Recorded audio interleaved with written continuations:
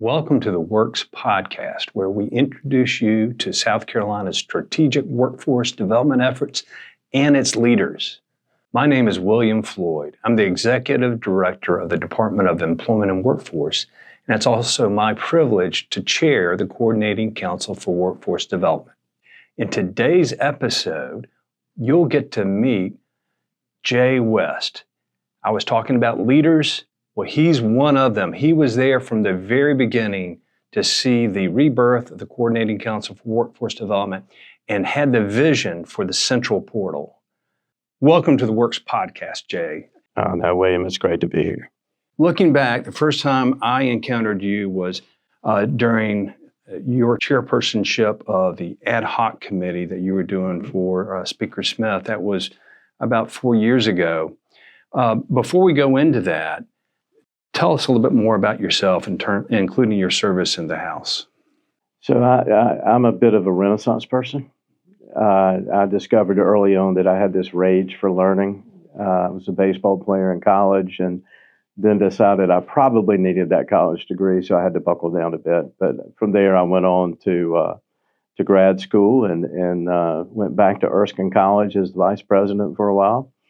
And then following that, started my own consulting company and kind of went out into the world and invariably ended up running companies. And in 2016, ran for the House of Representatives in South Carolina and was very fortunate to follow Senator Mike Gambrell. Well, your background actually is very reflective of the Coordinating Council for Workforce Development. Education, employers, economic development, and in between. So now let's go back to 4 years ago, before the CCWD was expanded. You're hosting and chairing this ad hoc committee about workforce. Tell me what it was and why it was and what was the result of your committee.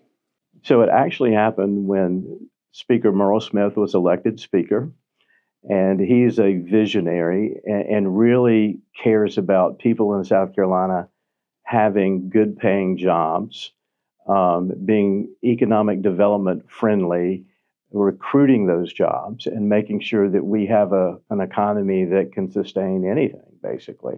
And so it was his idea to put together the Speaker's Ad Hoc Committee for Economic Development and Utility Modernization. So out of that committee, we did the Workforce Development Bill for the Unified State Workforce Development Plan. Truly is a visionary, both the speaker as well as your leadership. You know, we are poised in South Carolina to be the leader, the innovator when it comes to strategic workforce development. You were tackling some of the very issues that we are focused on today in the CCWD. So give us some observations about some of the challenges, the obstacles, but also the opportunities that you saw. South Carolina has always led. And so this was another opportunity for us to lead. So we began to wrestle with how to bring all of these things together and synthesize them into something that really works very well. And what we realized is that there were teachers, parents, guidance counselors that needed resources. There were employers that needed resources to post their jobs. There were students that needed to know, direction in terms of where they wanted to go for employment. And what the criteria was that they would have to meet to obtain those jobs. What educational resources were there to help them meet obtaining that criteria. And so we kind of started conceptualizing this, and it really evolved into the portal that's being worked on right now. When all of those pieces are in place, I think it's as simple as you will have an employer or all employers, if they wish, posting their jobs that are available. And the easiest way to envision it is just a student being able to tap on an app on their phone or go to a website and say, I'm interested in welding or electricity, or I'm interested in going into marketing. What do I need to do to be able to do that? They will see the jobs that are available. They'll see the salary ranges that are available in those areas. They'll see the educational institutions in South Carolina that can prepare them, whether it's with an incredible technical college system or with our higher ed system in South Carolina. They will have a clear pathway to traverse to get to their end point. And I think for me, I mean, that is just a massive opportunity. At the same time, parents will have that same information for their kids. So I think in the end, you'll have individual roadmaps leading our students to where they need to be. But at the same time, we'll have data and we'll understand how many are matriculating into these areas where the shortfalls may be, and what needs to happen in order to make mid-course correction. So it's one of the things I cannot wait for people to actually be able to use. Well, we share your excitement and your enthusiasm. And what's really remarkable about this conversation is they had to start somewhere. And you were part of the genesis of that through the ad hoc committee, Speaker Smith, and the rest of the support there, bringing it all together to know that not one agency, not one entity, not one employer, not one school can do it all. Rather, it takes a collaborative, directed path to get it done. And I think we're achieving that. You know, the U.S. Department of Labor has really embraced this as well. And with the leadership of the CCWD and Dr. Rebecca Battle Bryant with OSWD, we truly are many years in front of what the Department of Labor is encouraging all the other states to do. And that just doesn't happen overnight, do it? So thank you and the rest of the team that got us to where we are now. I'm going to focus a little bit about the here and now because you've hinted to some of the very impactful projects that the CCWD is tackling. What are some other observations or favorite projects you've had that either have been accomplished or being worked on through the CCWD? The portal has been the number one thing. I see the portal as the magic piece that will make everything come to fruition. You know, I had 3 big projects with that committee, and this was one of them, the portal. So we did the Energy Securitization Act, the Workforce Development and Broadband, and if you think about it, all of those 3 things go together. They all go together. They all fit together. We'll go through some changes in workforce with requirements, with job allocations and things like that. People will be going for re-education to go into a new field. We have a tremendous opportunity. And for me, it just feels good to know that a lot of people came together within within commerce, within the technical college system, higher ed, lower ed, and said, you know what? It's time to lead again. So that's what South Carolina does. We march to the beat of our own drum. It's certainly been a transformative time, thanks to the foresight of you and many others. You know, just to watch the Coordinating Council for Workforce Development to come together and work together, it takes collaboration.